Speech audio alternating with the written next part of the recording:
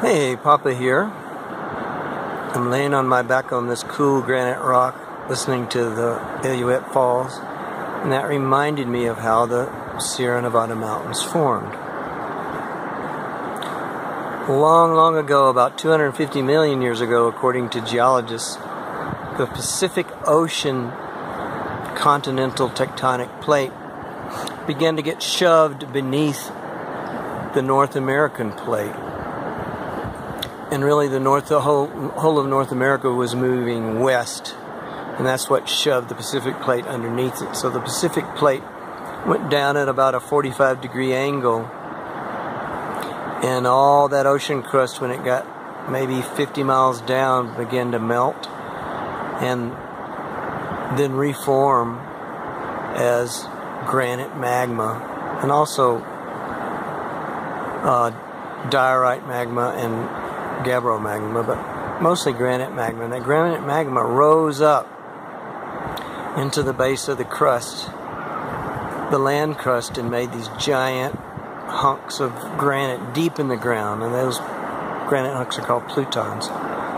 Then about maybe 15 million years ago, plus or minus, the Pacific plate that had been going down under the North American plate began to move north instead. And then it was sliding northward along the edge of the North American plate. And that place is known as the San Andreas Fault. There's a lot of serpentinite rock down there that's slick and greasy, and that helps it slide. Sometimes the two pieces get stuck for a while, and then when they let go with a big boom, it causes an earthquake. Anyhow, that movement of the Pacific plate north began to cause stretching in the continental United States crust from east to west. And the stretching caused the continental crust to break in lots of places, and everywhere it broke, one side of the crust went way up and the other side of the crust went way down. And that action is how this granite created, when the plate dove down, was raised way up and to form the Sierra Nevada mountains.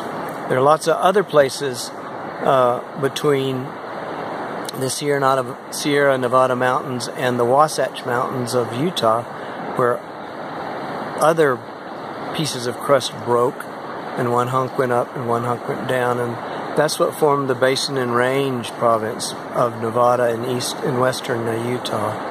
So all you've got a range, which was the upthrust block, and then a basin, which was the downthrust block, and then another range and another basin. And it goes all the way across to the Wasatch Mountains, which run basically through Salt Lake City. So that's how we got our Sierra Nevada mountains. Pop out.